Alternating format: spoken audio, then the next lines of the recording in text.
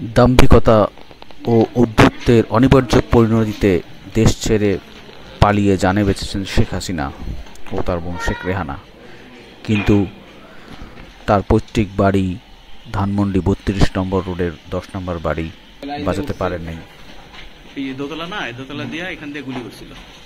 এই জায়গাটাতেই শেখ মুজিবুর রহমানকে গুলি করে ফেলে দেওয়া হয়।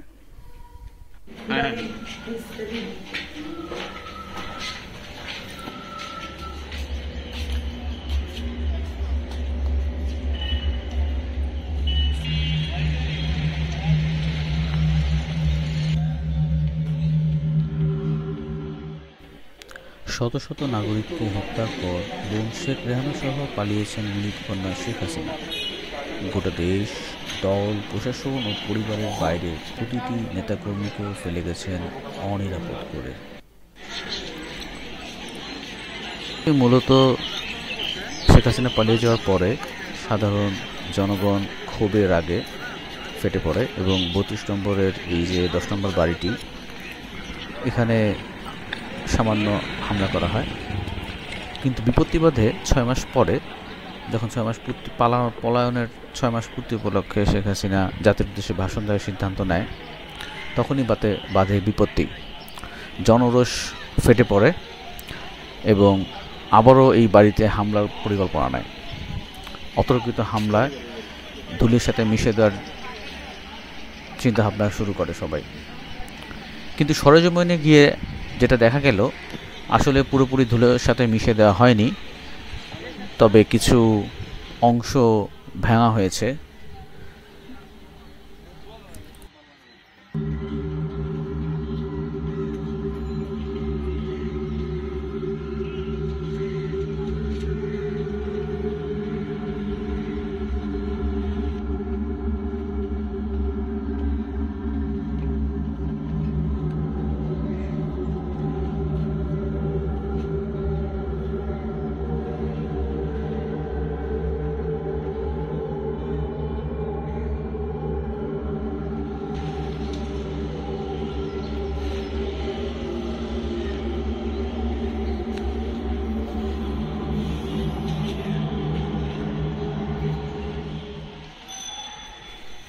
বাড়িটির ভিতরে অনেক জায়গাতে আগুন দেওয়া হয় এবং বিভিন্ন সকেট, সুইচ, পাইপ বা এই জাতীয় জিনিসপত্র তুলেও নিয়ে চলে গেছে। আমরা একটা সিঁড়ি দেখতে পাচ্ছি, সিঁড়ির রেলিংগুলো ভাঙা হয়ে গেছে। আগুনের কারণে যে কালো প্রলেপ পড়েছে দেওয়ালে, তার উপরে আবার ভারত বাদ গুড়িয়ে দাও থেকে শুরু করে অনেক বিপ্লবী স্লোগান লেখা হয়েছে। দরজা, টিউবলাইটের তার বা টিউবলাইট বা যতটুকু পসিবল সবাই একজন স্মৃতি হিসেবে নিয়ে গেছে, যে তারা অনেকেই সেটা টয়লেটে রাখবে এবং মনে করে বা বাচ্চাদের বা নেক্সট প্রজন্মকে দেখাবে দেশের স্বার্থ জলাঞ্জলি দিয়ে অন্য কোনো দেশের সাথে নতজানু নীতি নিয়ে চলার পরে কী পরিণতি হয়। নিচতলার এই কক্ষটি থেকে বাইরের দিকের একটা ভিউ দেখতে পাচ্ছি। গাছের পজিশনটা বা গঠনটা একটু ইঙ্গিতপূর্ণ। Boycott India. বর্তমানে জায়গাটি মানুষের একটা হন্টেড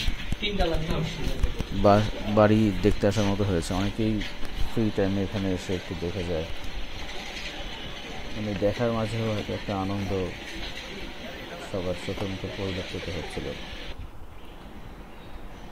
মূলত ভিতরে অনেক আগুন জ্বালানো হয়েছে এবং পুরো দেওয়ালে কালো প্রলেপ পড়ে যায় এবং এর উপরেই আবার সাদা রং ইউজ করে অনেক কিছুই লেখে। এটা একটা অনেক এত বড় দেওয়ালে অনেক কিছু লেখা, মানে একটা আর্টের মতো হয়ে গেছে। যেভাবে যার মনে যত ক্ষোভ সে সেভাবেই লেখছে। এখানে লেখা আছে নিজস্ব বাসভবন, মানে এখানে যেন কেউ ইয়াটিয়া না করে আর কি, হামলা না করে। তো নিজস্ব বাসভবন লিখে রাখছে পাশের একটা বাড়ি। পাশের বাড়িটি তো হামলা করা হয়নি, এগুলো অক্ষত আছে, বাট মানুষের তো অনেক অতি উৎসাহী হয়ে অনেকে হামলা করতে পারে, ওই জন্য লিখে রাখা হয়েছিল। স্পেশিয়াস মনে হচ্ছে compare to the upper floor.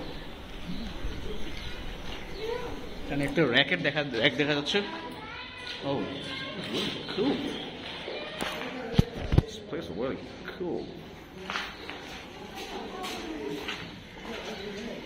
এই শেপটা একটু বাঁকা, এখানে যেমন যেটা দেখতেছি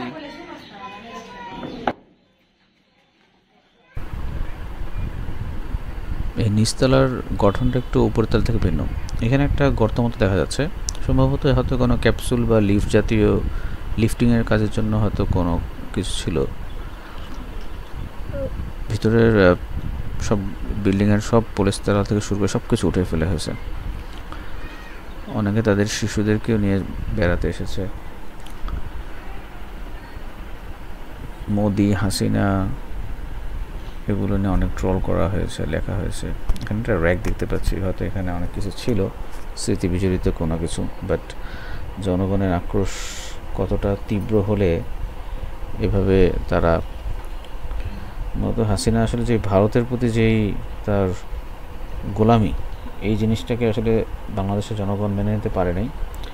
এবং এই গোলামি করতে গিয়ে যে মানুষের উপর যে অত্যাচার করছে, আয়নাঘর, গুম, হত্যা করেছে টানা অনেকগুলো বছর।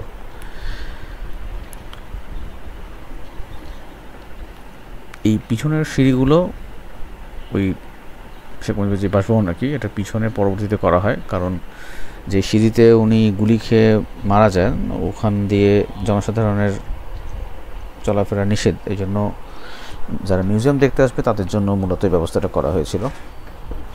এখন তো সবই স্মৃতি।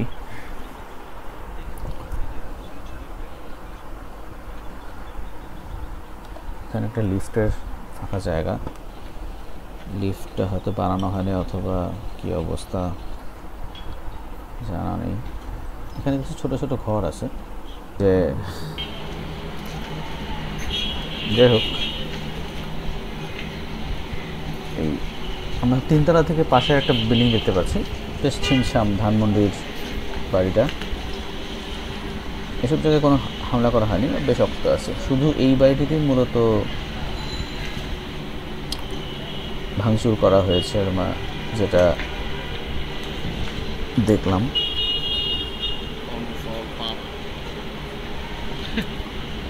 এই যে ধানমন্ডি লেকের পাশে বাড়ি, তিনতলা থেকে লেকটা জিন্দাবাদ, খুব সুন্দর করে দেখা যায়। এইগুলো বারান্দা ছিল, বা আর একটা পাশের রুম, একটা রুম ছিল। ফেরাও শেখ মুজিব।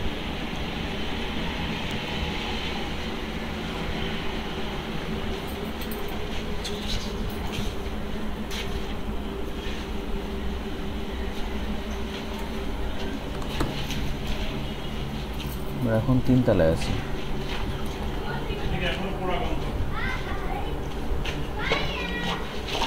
এই উপরের ফ্লোরগুলোতে সম্ভবত শেখ মুজিবুর রহমানের ছেলেরা যারা ওরা থাকতো। এই বাড়িটিতে আসলে আগেও অনেকবার হামলা করা হয়নি, কিন্তু 1971 পরবর্তীতে এখানে অনেক স্মৃতি আছে। রাজনৈতিক অনেক কর্মকাণ্ড এই বাড়িটি থেকে নিয়ন্ত্রণ করা হতো।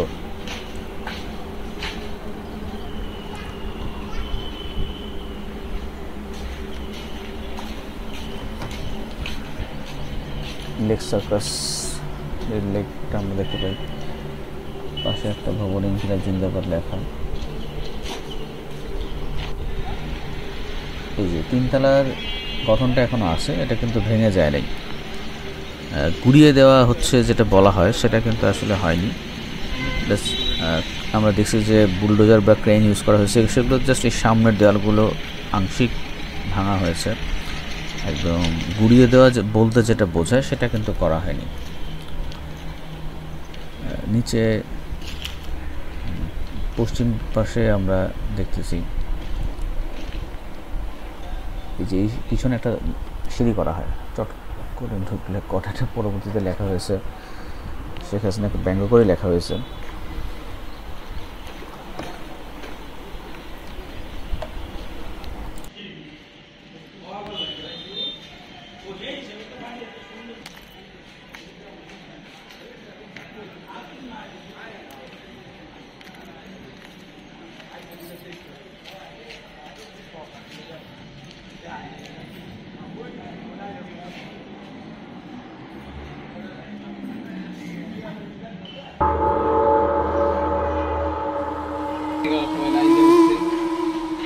দোতলা না, এই দোতলা দিয়ে এখান দিয়ে গুলি করছিল।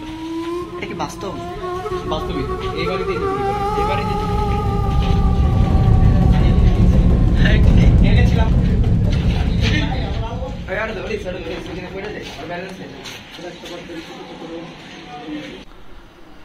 শেখ হাসিনা না পালিয়ে কারাগারে গেলে এমন দুর্গতিতে পড়তেন না বলে নিশ্চিত তার দলের অনেক নেতা। শেখ হাসিনা দলকে এবং দলের নেতাকর্মীদের জন্য কিছুই অবশিষ্ট রেখে যান নাই। টানা ক্ষমতাকালেও তিনি স্বজনদেরই যাবতীয় সুযোগ সুবিধা দিয়েছেন বলে অভিযোগ ও যুক্তি অনেকেরই। বিদায়ের সময়ও তাই করলেন, বাদবাকিদের রেখে গেছেন অনিরাপদ করে। আর ক্ষমতা আঁকড়ে থাকতে গিয়ে অপব্যবহারের মাধ্যমে রাষ্ট্রীয় প্রতিষ্ঠান ও কর্মকর্তা কর্মচারীদের জাতির প্রতিপক্ষ ও ঘৃণার পাত্র বানিয়ে দিয়ে গেছেন। ক্ষমতা ধরে রাখতে গিয়ে ভিন্নমত কেবল দমন নয়, গুম, হত্যা, দেশের সম্পদ হরিলুট, পাচার সহ হেন অপকর্ম নেই যা শেখ হাসিনা করে নাই। রাষ্ট্রীয় প্রতিষ্ঠানগুলোকে অপব্যবহারের মাধ্যমে এসব করেছেন। এমন রেকর্ড বিশ্বে বিরল এবং তার পরিণতিটা আমরা দেখতেই পাচ্ছি। তার পৈতৃক বাড়িটিকেও মানুষ কতটা ঘৃণা ভরে প্রত্যাখ্যান করেছে। এ থেকে আমাদের প্রত্যেকেরই শিক্ষা নেওয়া উচিত। ধন্যবাদ। আসসালামু আলাইকুম।